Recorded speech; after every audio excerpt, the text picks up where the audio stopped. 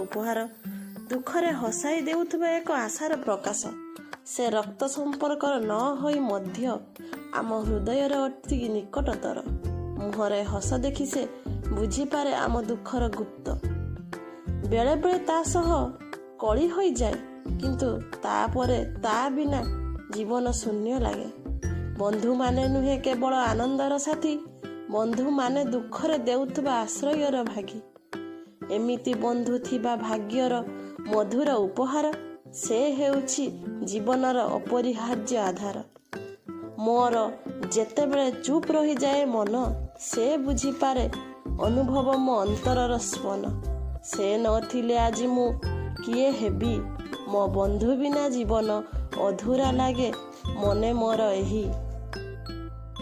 ମୁଁ ଆଜି କଥା କଥାରେ ରୋଷେଇ କରିଛି ଏବଂ ମୋ ବନ୍ଧୁ ପାଇଁ ମଧ୍ୟ କିଛି କହିଛି। ଯଦି ଏଇ ମୋ ବନ୍ଧୁ ପାଇଁ କରିଥିବା ବର୍ଣ୍ଣନାଟି ଆପଣଙ୍କୁ ଭଲ ଲାଗିଥିବ, ମୋତେ ନିହାତି କମେଣ୍ଟ ମାଧ୍ୟମରେ ଜଣେଇବେ। ମୋ ମାମା ତ ବନ୍ଧୁ ଭାଇ କହିଲେ, ଆପଣମାନଙ୍କୁ କେମିତି ଲାଗିଲା? ଆମେ ରହିଲେ, ନମସ୍କାର।